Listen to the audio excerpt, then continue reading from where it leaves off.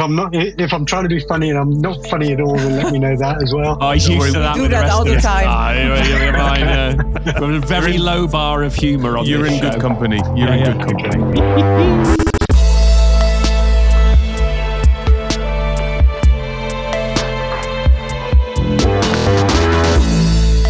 Welcome to Cloud Realities, an original podcast from Capgemini.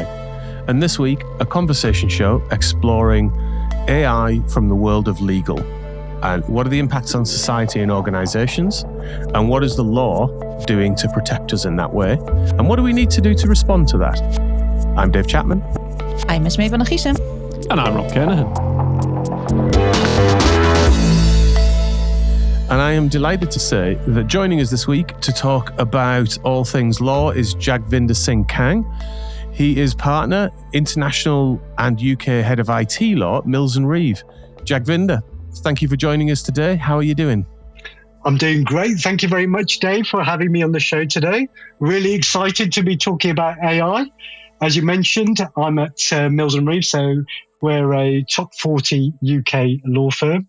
And at the firm, I head up the AI, IT, data protection and cyber law services.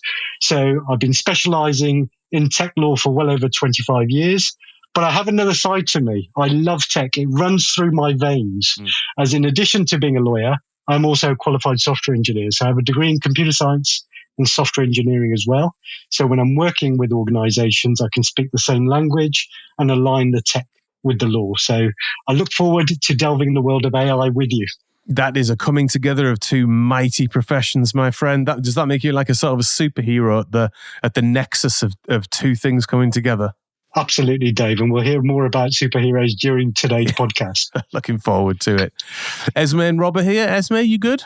Yeah, and I absolutely love that when there are two worlds coming together in one person. So I'm really looking forward to those two perspectives in the reflections he's sharing. It's certainly how you get a new and unique perspective on things, particularly given that we live in the world of tech pretty much exclusively. So getting a different perspective on it is going to be very good.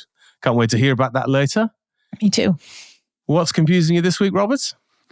Well, David, this is an interesting one.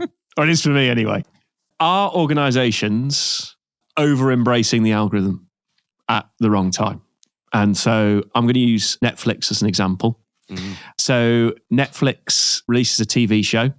We've seen the recent one with Jeff Goldblum come out about the sort of mythology, the gods, modern day spin, quite an interesting story. Oh, yeah. Got cancelled, right? It's been cancelled. But you look at it, great production values, good acting, the storyline has a decent hook on it. But because the algorithm told them that people didn't instantly click on it and watch it and stream it, they've killed it. But creatively, you could sort of see a nice 4 sort of series arc. I'm sure they designed it. It could have got really interesting. The story could become very compelling. And so it's like they're killing things off that if given a little bit more time could be so much better. And how many TV shows would have would have died because of, an algorithm actually got to survive and became like the greats. And so I'm wondering if in the pursuit of just relentless, ruthless objectivity associated with performance, are we forgetting that sometimes you have to let things live a little bit longer to see if they're actually going to be great or not? And that is the bit I'm confused about. Should we just embrace the algorithm or should we not? Money makes the world go around, huh? That is part of the problem, isn't it? Didn't get the clicks, you're off, you're gone. Hollywood's had the same issue with building to scripts and things because they think that's successful, but we're missing out on potentially great films because of a formula. Well, I think a lot of the time, this actually reminds me of a couple of the previous debates we've had on the sort of art versus science or art versus AI debate. Where I'll just like to remind you, Robert, you came very squarely down on the side of AI-generated music, which I'm not sure you're underlining that point. It's good. No, if it's good, it's good. That's my argument. But I think where I would go with that is like AI-generated music can generate off, like the data set called music, and it will therefore generate things that have been created within that data set. And great art often breaks rules or does something uniquely or does something that's like really against what data-driven decision-making would have you do. So I think I'd always come down on the side of the, to quote Jobs, on the side of the maverick who's going to do something different, despite sometimes all the commonsensical things and all the data things would tell you to do something else. So you need to write a strongly worded letter to the CEO of Netflix and tell him to uncancel that TV show. Then I think they've got an AI agent running Netflix these days. Is it fully? They probably have now. I mean, but you wonder where they're going to go because everything's just going to become bland, and the things that if I was a TV show producer, I'd find out how the algorithm worked and then do whatever you needed to do to make sure. But it got what would on. probably be the case. I'm guessing. I've not seen any of this data, but I'm guessing from my own habits and what I've talked about with friends, it would all generate to a level of probably reality TV. Yeah, on board or whatever it is, on deck or whatever, that one deck. You like. Yeah, below deck. That's it. Below deck, love that. Right, pleasure. I alone did 13 seasons of Below Deck. Oh, love it. Nut jobs, both. Yeah, I can't believe you watch it. But no, it's that the we're going to miss out on stuff. And it's like, here's the worst part. I invested in watching it. I really liked it. And then at the end, they cancel it. And you're like, oh, you shaky fist. Yeah. It's like really Do you annoying. remember Chat Roulette? I think the world needs a little bit more of Chat Roulette. Do you remember what was that again? That's an application. You go into chat around the world. And then the algorithm decides who's going to be who's going to be in your meeting. Right. Yeah, a lot of schemy things happened, and then the people showing off body parts, and that meeting random strangers. That's a horror. But, the fun of just letting things happen. Deepfake being introduced into the world of chat roulette. Oh, that could just go horribly wrong, wouldn't it? Yeah. I think I am solidly against it. I think on one level, being data driven is a really helpful thing, but it's like most hammers, isn't it? Really good at being a hammer. And like just having a hammer is not as good as having a full toolkit. So I think it needs decision making outside of it. And maybe there'll be a point where the algorithm can factor in artistic merit. So maybe it could say, high production values, that looked like it was going somewhere. Maybe there's a decision point here that we need a human on rather than just going, well, it didn't get, kind of N million clicks on the first 7 days, so therefore it's dead. But I guess time will tell, and we'll see how that goes. I am, got to say, quite worried about it. The streaming world is going through a weird flux at the moment, generally, almost, isn't it? Yeah, not great. Anyhow, let's get on to maybe some subjects that might help with this over time, and we're going to have a look at AI through the lens of law.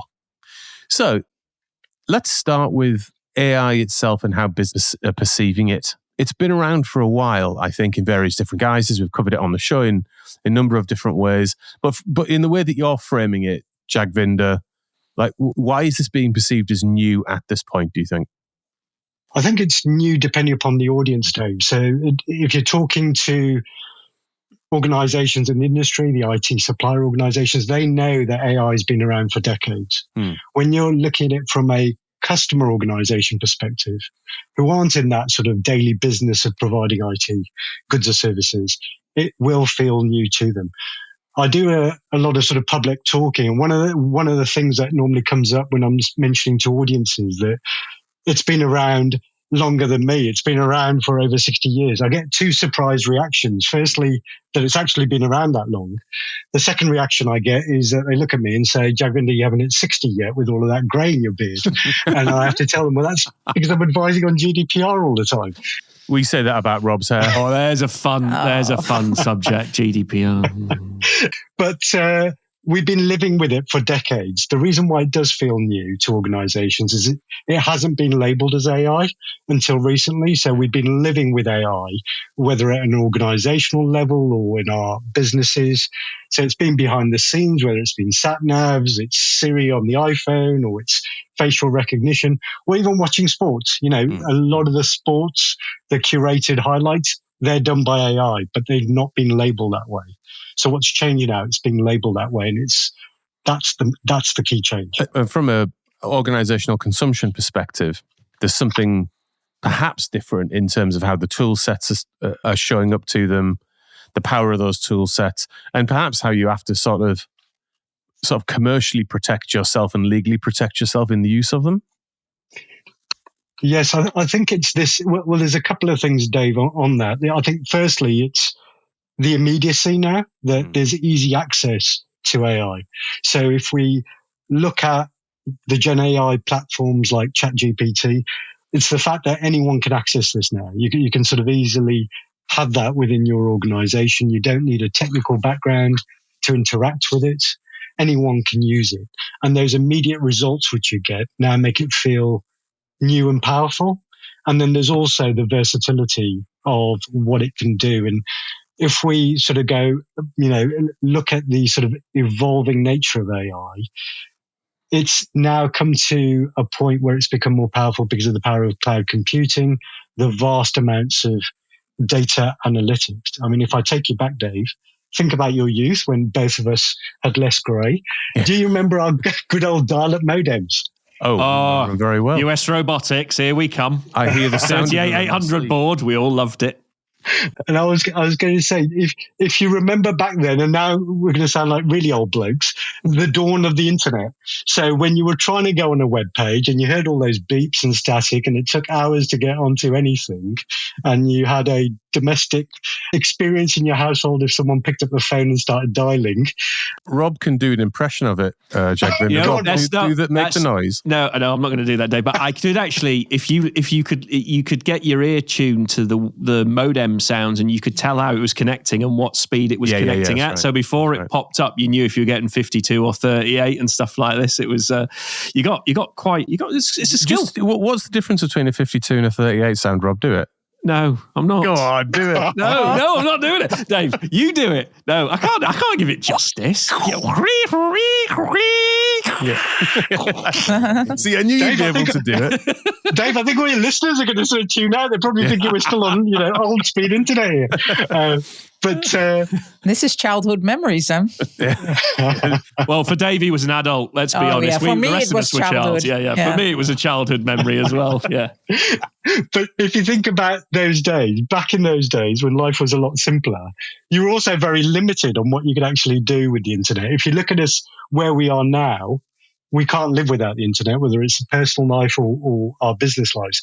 And I think it's the same thing now with AI, that now that we've got more powerful processors, we've got cloud computing, we've got data analytics available to us thanks to the internet, we're going to be able to do a lot more things. And that's why, again, AI is feeling a lot newer. And that's why businesses are going to have new challenges when it comes to sort of the legal side of this as well. So let's maybe go a little deeper. I think we probably acknowledge that in general, AI can do a lot of good. And I think there are examples of AI doing interesting and good things, a lot of which are invisible in our lives in the way you've just set it out. But I think it's true to say that it's visible in most industry sectors these days. So what, in terms of the adoption of them then, from your perspective, do we need to be mindful of, and where do the downsides sit? So, Dave, as you know, that in addition to being a tech lawyer, I'm a software engineer, and I love my sci-fi. And I love my superheroes. So I'm going to ask you, are you familiar with Uncle Ben? Yes, I know there are two Uncle Bens in my life, Jagvinder. Both are pretty important to me. The first one pioneered microwavable rice, which, has got an important place in society. And the second one, Rob, you must know it. Yeah, with great power comes great responsibility. Spider-Man's, what was dad in inverted commas? Uncle Ben. Yeah. Literally the clues in the name, Rob. Well, that's why I said dad in inverted commas, Dave. He basically raised him, Why didn't you just say uncle? Because he was his dad figure. That's why he's so sad when he dies. And I'm sorry if that's just spoiled something for you if you watch the Launch films. Him with the spoilers there, Rob. No, I keep doing air quotes. Yeah, what are you going to do? Nobody, obviously. It's an audio medium. Yes. I've done it again, Dave. I've done it again. Jagvinder, did we get the right one? You got both of them right. So I've now suddenly got a craving for some white rice. But also with good old Uncle Ben from the Spider-Man world universe, that line, with great power comes great responsibility, is absolutely key to all businesses. And I think it's to our society as we look at AI. So looking at businesses wishing to adopt AI, they've got to keep that in in the forefront of what they're actually doing. That when they're looking at their objectives, they've got to look at doing this in a responsible manner, which is why AI governance is going to be absolutely key. So I think going forward, that is going to need to go hand in hand, this responsibility with looking at deployment. Just on that point, though, when you think about the nature of the world as it is, we like to think we live in a socially responsible country, and there are many who have the same type of views, but there's always those rogue nation states who you probably can't trust. And I often wonder is they probably don't have the same ethical position. And I sort of think that that's where maybe the bad things will rise from. Do you have a view on, how the world is coping with that and the sort of geopolitical pressure that will come that people don't want to miss out? But actually, we do have to be responsible with new technology. It can cause harm if not correctly controlled. So I think this is one of the areas when people start talking about existential risks that people are sort of thinking, well, what's the point of having good governance? Exactly like you mentioned, Rob, in one area of the world and not having that in other areas. And the Nobel Prize winner, Professor Hinton, who has been described as the godfather of AI because he helped develop artificial neural networks, one of the things he mentioned was that it's hard to see how you can prevent the bad actors from using AI for bad things. And he does feel that even with his life's work, that this could pose a threat to humanity due to the sort of unexpected behaviors learnt by machines from the massive amounts of data which they analyze. And I think this is why countries are now sort of coming together, whether it's through coordination at summits or conventions, to look at the ethical and responsible way of deploying AI. I saw a very discreet example of that, like literally just today as I was flicking around, and for some reason, I don't know whether it's because of what's going on with the Starship at the moment, but I'm getting a lot of Elon Musk generally on my feeds. Could be to do with something going on in the... Your phone's listening to you, Dave, that's why. Yeah, could be that. Anyway, it was an example of a video on YouTube where when they were live streaming the Starship takeoff and landing, there were a couple of other what looked like live stream options. When you clicked on that, it looked like a crowd around the bottom of the Starship with Musk on stage talking to the crowd. And there was a QR code on screen. And Musk was saying, basically, if you want to get special access to different views, blah, blah, blah, just click on the QR code. And it was a crypto scam. And the whole thing was AI generated. So and it was completely believable. I mean, if you looked at it very closely, perhaps you might have spotted it. But if you're just browsing, especially browsing thumbnails, it's one example of incredibly sophisticated in terms of its presentation, at least, scamming that didn't exist even a year ago. And it's those kinds of things where it's going to require more than just sort of AI to counter those. It's going to require education amongst everyone to sort of see these types of risks. Just as organizations at the moment, they're sort of helping staff look out for phishing risks. These phishing risks, these other scams are going to increase. In fact, one of the big cyber breaches which involved Interserve, the regulator said that the biggest risk area is lack of appropriate sort of training amongst certain other aspects. So your point is spot on, Dave, that looking at AI deployment, looking at the use of that, these risk areas will require sort of an educational aspect for the workforce and the public as a whole as well. And I think there's another side to that, which is responsibility built into the technology, which is, the phone camera scans the QR code and it's connected to a knowledge base that says, actually, are you sure? And the technology should prompt you and say, are you really sure? And we kind of see that now in sort of browser technology and whatnot else. But I think it's got to get dramatically more sophisticated to say, detecting AI and say, are you aware this is AI? Blah, blah, blah, blah. Yeah. Otherwise, some people still struggle with the text scam that says this is your bank ringing, you've been a victim of fraud. How do they cope in a world where this really sophisticated AI is replicating your son's voice or whatever on the phone? It's a minefield for them.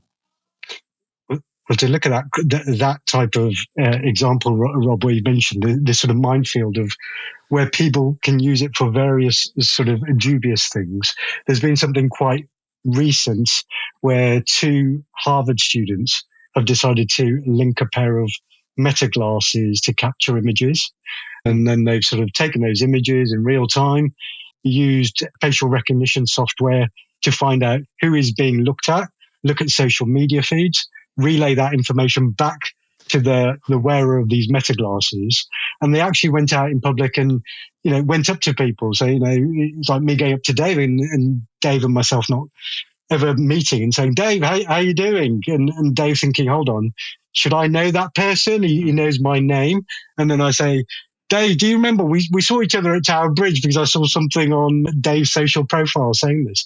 And apparently this was quite convincing when these Harvard students did it. They managed to trick individuals. I saw that video. It was quite impressive. And I think it's also, do you look at it from, wow, this is cool. Can you imagine what this can, bring to all kinds of things in society that is actually helpful?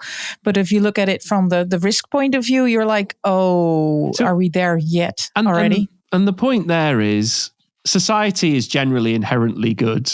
So if everybody was good, it would be fine. But ... we have 1 in 1,000 people who are actively I think the stat is 1 in 1,000 actively trying to commit crimes, etc. And they're the ones who are going to wreck it for everyone, aren't they? It's that thing about you can't trust everyone, and therefore it's actually you have to limit the capability or try and control the capability because you know what? There are bad people in the world. But the question arises, how are you going to limit the capability? Because with that Harvard example, the Harvard students did say, because the meta glasses weren't designed for this, so the Harvard students said, we're not going to release the code for, how you can do this. But the thing is, the fact that they've told everyone you can do it. Yeah. So it's not going to take long for somebody to work it out, is it? Yeah. So that is going to be the problem with AI, that if people are going to use it for negative uses, it's going to be very difficult to constrain that. You can have your laws and your regulations, but the criminal element there are going to disregard that anyway. Let's maybe use that as a jumping in point to the perspective from a point of view of law. What do the safeguards look like at the moment? We've talked about on the show a little bit how we feel that regulation is running behind the rate of innovation. And that's particularly an issue at the moment because AI in particular is a commercial arms race for kind of superiority versus, say, governmentally controlled innovations. And that is rushing forward for commercial gain ahead of regulation. What's your perspective on that, Jagvinder, and how do you see the law catching up? The law is always going to be in catch-up mode. That's just a matter of fact when it comes to technology. Technology is always a constant innovation journey, and the law will always play catch-up mode. What we do have at the moment is the new shiny EU AI Act. So that is trying to provide some governance around this. In order to sort of illustrate how it can be helpful, it's probably worth just having a look at some of the sort of examples of where AI has gone wrong. Mm-hmm. So if we cast our mind back to 2014, so a decade ago with Amazon, they were trying to streamline recruitment and they created some software which was going to help them with that. It was trained on the previous 10 years worth of data at the time. And as a result, what it actually did, and Amazon stressed that they didn't put it into live production use because they spotted this, but when CVs came through, which had women's chess clubs, women's colleges in there, they got auto-rejected because the data that was trained on, previous 10 years, male-dominated industry, was all blokes. And what the software did pick up on was if you put the word executed or captured in there, because apparently guys use that in their CVs. I never have, but apparently it's the thing to do at the time, back in that decade. They got selected. Rob tends to overuse the word execution. I don't know why. he claims context is everything, but I'm not so sure. Context is king, David, and you know it well. And that's and so I'm expecting Rob to just use execute and capture throughout this podcast. Oh, just wait. It's only a matter of time. Yeah, I'm going to be waiting. We'll have bingo on that. But that is an example of where there's been, an example. If that had gone into live use, that would have been biased. And if you think about the sort of negativity associated with that, the EU AI Act is looking at aspects such as that. They're looking at aspects such as transparency as well to let people know that you are dealing with AI. So going back to Rob's point, that if you're dealing with something to let them know it is AI generated. And therefore, to answer your question, Dave, on regulation, what's happening? The EU AI Act is looking for a more human-centric approach, trustworthy AI, try to build in this high level of protection on health, safety, and fundamental rights. So again, going back to Rob's point, that generally people are good. So if you can get enough organizations out there doing the right thing, we should have good AI. And those who aren't doing the good stuff, the EU AI Act has got some quite sharp teeth as well, with some quite large regulatory fines that they can impose. How is it categorizing this then? I assume it's taking some form of risk-based approach. Just dig into that a little bit for us, and just how does that kind of practically get applied? Yes, it is a risk-based approach. It goes from the highest risk, which is prohibited uses, which are unacceptable risks. So these are the big no-nos, you just can't do them. Then you have, as the name suggests, high risk, which are high-risk items. Have you got an example of like what an absolute no-no is? So I'll give you an example of an absolute no-no. And I mentioned to you, Dave, that I am a sci-fi fan. So I'm going to give you a Trekkie example for this, because I'm sure you must have some Trekkie fans out there. I have no doubt. But I'll break it into non-Trekkie speak as well for those who don't understand it. So let me give you this example, and I'll show you why it relates to the EU AI Act. Those of you who watch Star Trek may remember an episode with the Ferengi. The Ferengi are an alien species, and their entire race is based on the sole pursuit of profit. So some of the listeners may be thinking, well, that's just described a private practice lawyer. Yeah. And I would agree with you. It's an alien species of that. And what this alien species tried to do was use mind control on Captain Picard. If you don't know who Captain Picard is, he's the guy who does the Yorkshire tea adverts, Sir Patrick Stewart. And they were trying to control his mind to blow up his Starship Enterprise. So that's cognitive manipulation, where it's going to have a detrimental impact on someone. And the EU AI Act actually refers to that, and that's a definite no-no. So if you're going to be using any cognitive manipulation to do something detrimental, that's a prohibited act. I mean, if you think about it, though, there's actually regulation preventing mind control. I mean, we've actually got to the point of technology where we're legislating about mind control. I mean, it's proper dystopian 60s sci-fi come to life, isn't it? Literally. Well, let me give you another example, Rob. Let me give you a Tom Cruise example as well. Mm-hmm. So that these stick in your mind for prohibited uses. So you might remember that old movie, Minority Report. Good movie. It's on Amazon Prime if you haven't seen it. Precogs. Yeah. So Tom Cruise in that almost had as many screens as I do as a tech lawyer and software engineer, and he was doing predictive policing. So with the predictive policing, was trying to work out who was going to commit a crime before they committed it and then arrested them. And if you watch that movie, you can see why that wasn't a good idea. The EU AI Act says that those kinds of things are an absolute no-no as well. So obviously the legislators have sat down with Paramount Channel and Amazon Prime and thought, right, these are good examples of ruling out. But there are other sort of more real-life examples which are no-nos. So it's things like inferring emotions in the workplace or educational environments. Yeah. So those kinds of things using biometrics, very intrusive types of things, those things are prohibited as well. We had recently a guest on the show who was talking about the use of AI specifically at borders and the use of, things like facial recognition and potential, sentencing. So it sounds like potentially that some of the AI acts, in the way that you just said, with inferred emotion, may well have an impact in places like that. Yeah, there are some exceptions for law enforcement. Right. So there are going to be, for example, if you had a pilot that was falling asleep and you're going to use biometrics on that, that would fall into the lower camp, which is high risk. So there are going to be some exceptions. The act's come out. The guidance hasn't come out yet. So it's going to be a little bit like the GDPR, where organizations are going to have a watch and see type of approach. But I think the sort of general view that you can take is if you're going to do something super intrusive or super creepy, that's probably going to be a prohibited use and you shouldn't be going down that route.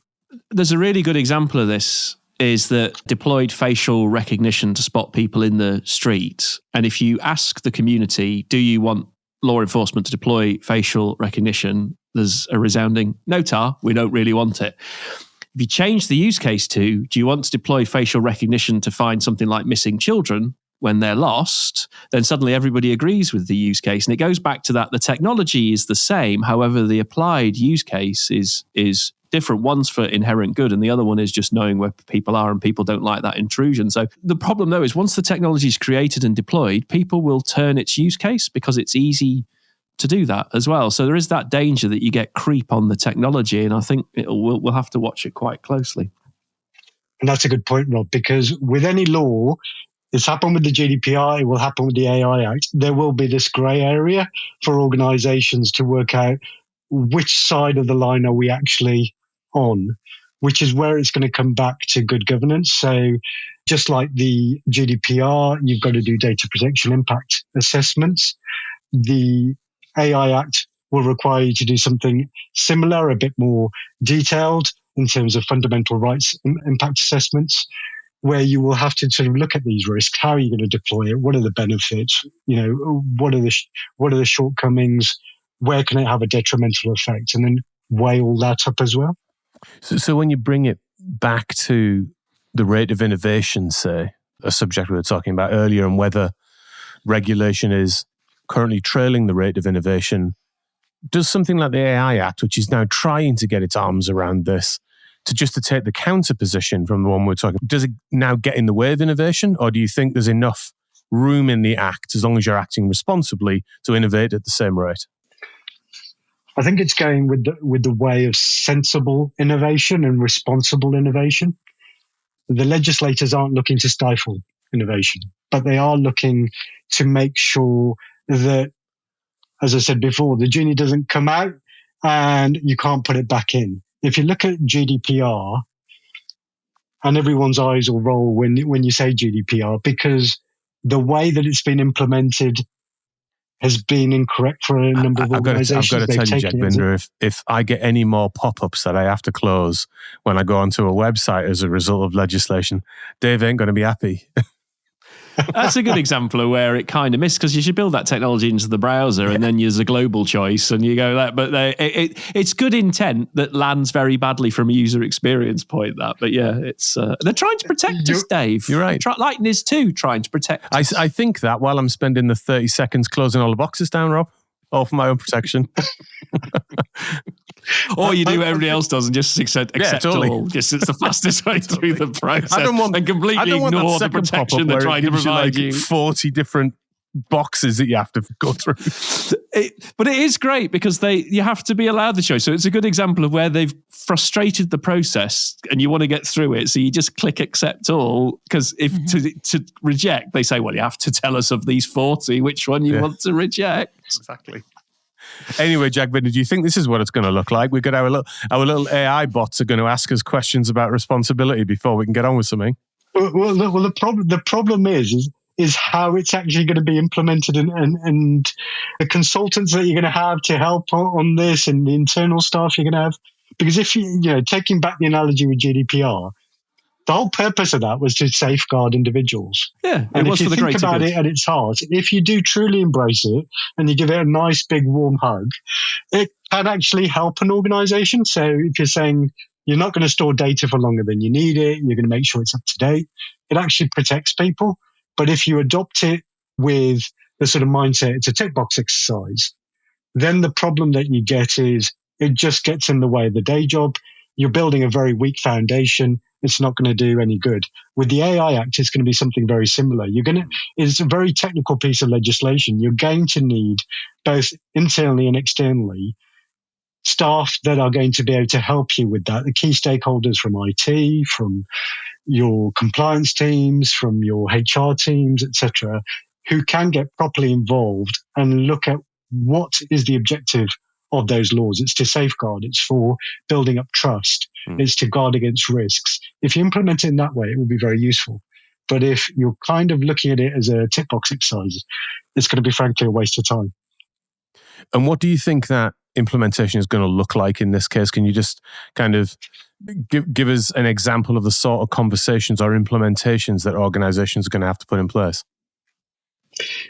I I think one of the main things that organizations need to do, I mean, I've been advising on tech for well over 25 years, and the best advice I can give when you're looking at AI deployment and you're looking at appropriate governance and doing this responsibly is make sure you have enough of a runway to your AI deployment.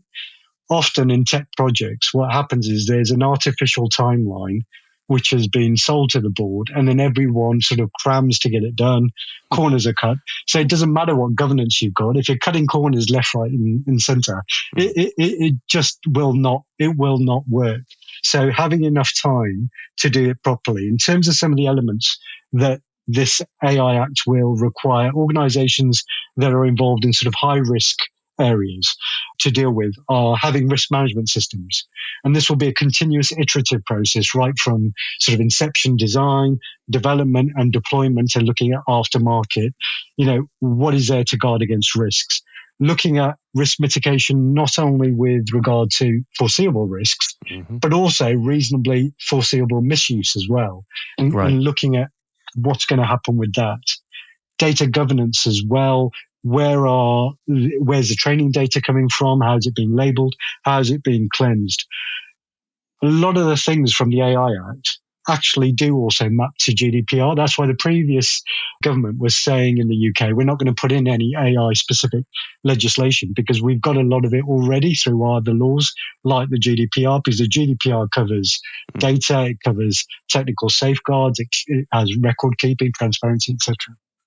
I see. And for organizations that are on the wrong side of this, what kind of punishments does the Act enact? Can you say the Act enact? Yeah, you just did, you Dave. can. So can you say it? Well, clearly, because you just did. I can't. I'm not sure. I think I've twisted the English language beyond its reasonable boundaries, but hopefully, Jagvinder, you get where I'm going. No, that's fair. I was just going to ask you to say, Dave, just repeat it 10 times and see if you can carry on saying. Peter Piper picked a pepple, whatever it is. Anyway, but what does it do? Like, what are the punishments that are liable for, I guess, both individuals and for organisations? Well, the AI Act is looking at this from an organisational perspective. So there can be no personal responsibility, like there can be for chief executives, for example, when they're signing off things that are related to finance or whatever it might be. There is some personal culpability there. Will that be the same in this case, or is it purely on the body of the organisation, like the legal entity of the organisation? So the AI Act is looking at, from the fining regime, it is looking at the organisation itself. But that's not to say outside the AI Act that individuals could be fined if they're, for example, not complying with their fiduciary duties as a director, for example. But the fines are quite large under the AI Act. So there's a tiered system. And at the top end, if you get it really wrong and you do some of those no-nos for the prohibited uses, it is the greater of 35 million euros or 7% of the annual global turnover. So we're talking very large figures. In fact, they're larger figures than the GDPR fines, which are the greater of 4% of global turnover or 20 million euros. And in the UK, thanks to Brexit, 17.5 million or 4% of global turnover. The thing you need to be mindful of, though, is you can be fined under both regimes. Right. So you could get something wrong. And since AI uses data, chances are you could end up getting it wrong under both regimes, and suddenly you're going to be whacked by fines under, the AI Act and under GDPR. But there's more, Dave. There's more, and that's outside the AI Act. There are litigation risks. So if organizations are just getting this wrong, there's the claims which can arise from that. And potentially even greater than all of this is the reputational damage for organizations.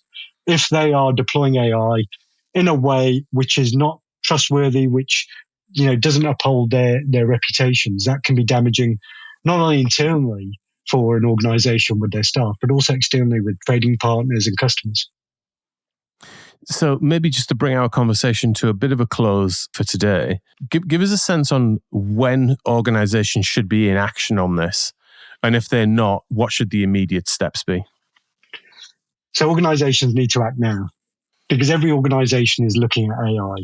So every organization is always looking at cyber, and they will be always looking at AI now going forward for innovation. They may also be looking at AI as part of their cyber risk mitigation.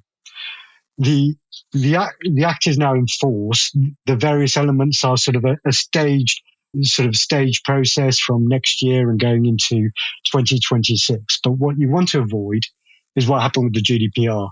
A lot of organizations sat on their hands until close to the time, and then it was a complete nightmare for organizations to try to do their day job and get to grips with compliance. So organizations now need to be thinking about, are we going to use AI? How are we going to use it?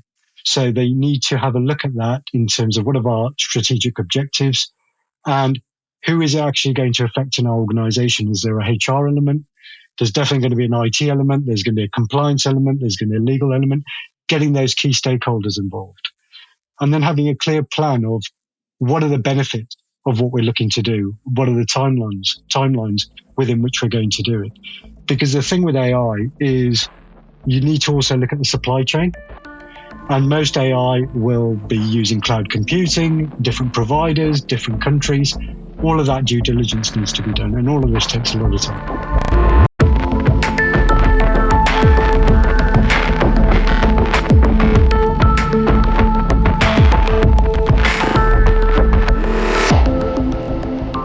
What you've been looking at? Yeah, so this morning I had to help my mother-in-law.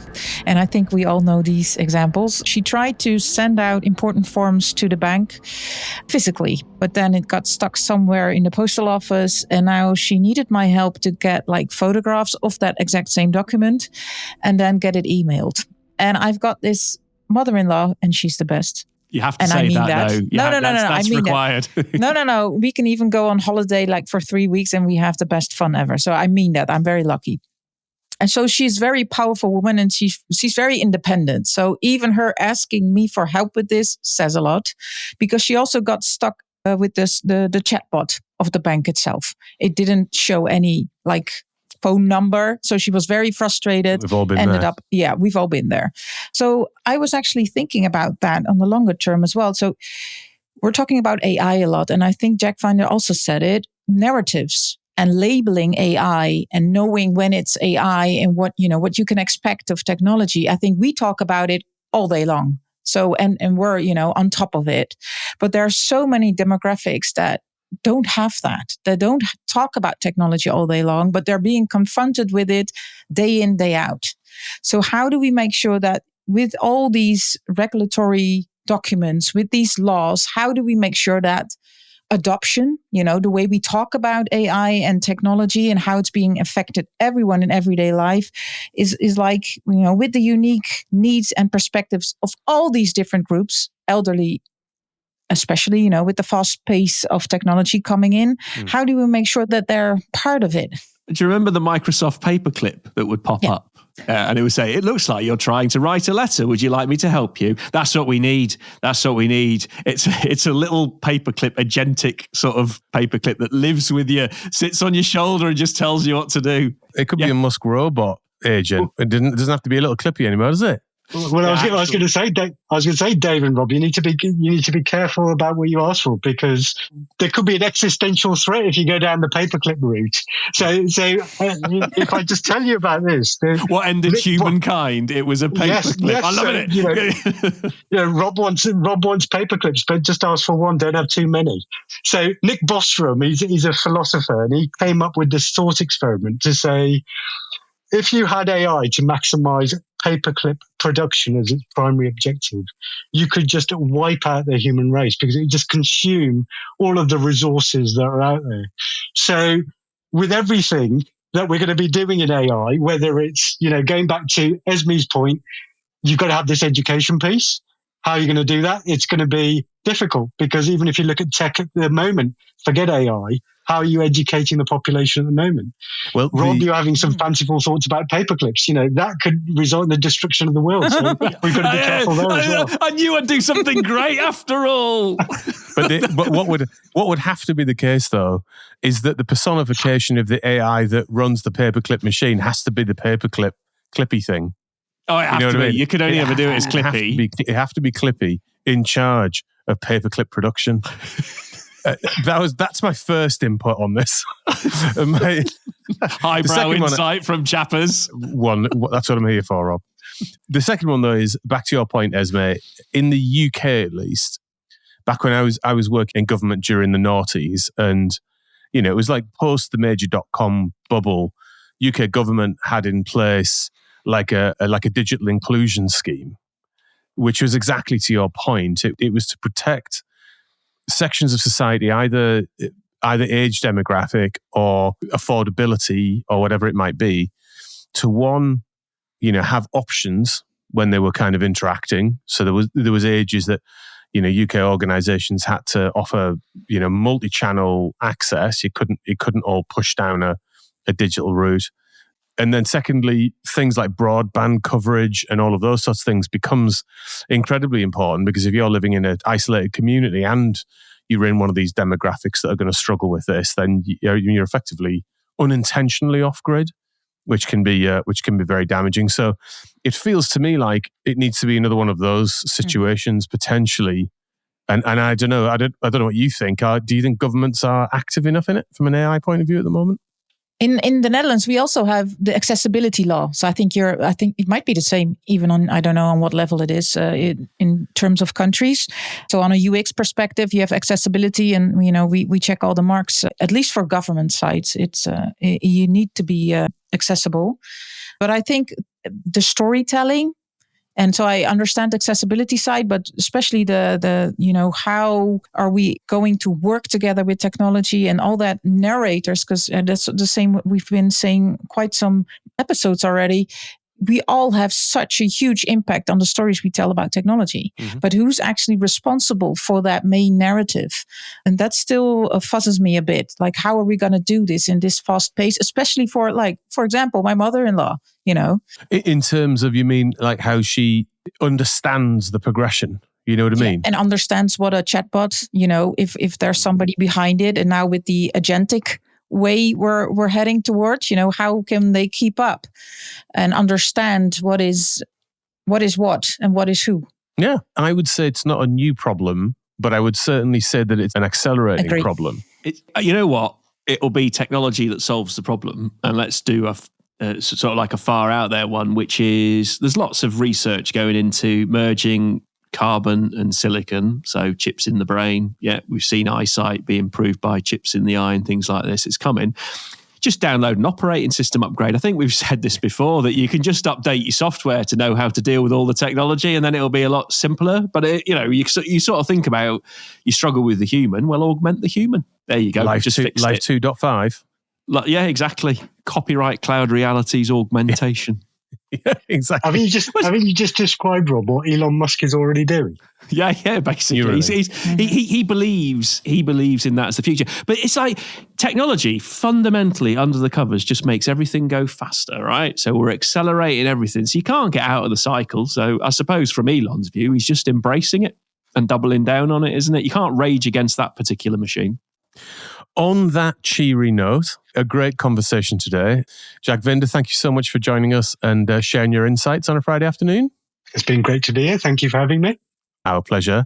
Now, we end every episode of this podcast by asking our guest what they're excited about doing next. And that might be an excellent restaurant you got booked at the weekend, or a new sci-fi movie that you want to see, or it could be something in your professional life. So, Jagvinder, what are you excited about doing next? Well, preparing for today's podcast, I was thinking about all these movie references. I'm probably going to watch a whole load of movies now, Dave. And I'll give you a tip out there. Look at Eagle Eye. Watch Eagle Eye. It's an old movie, but shows you the dangers of interconnectivity with AI. Good one. But at a professional level, what I'm really looking forward to is I'm going to be presenting at the flagship The Lawyer Conference on AI and GenAI.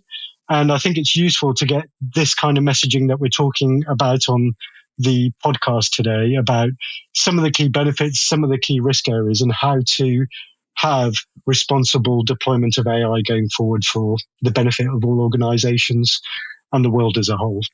Thank you so much for that, Jagvinder. I think it was very inspiring to talk to you today. Listeners, if you have any questions, you can, of course, email us via cloudrealities@capgemini.com. We're also on LinkedIn, so drop us a DM if you have any, thoughts or questions or maybe guests you would like to hear. We're all open for feedback so that we can improve the show. A huge thanks also for Ben, Louis, Marcel behind the scenes. We couldn't do without you. See you in another reality next week.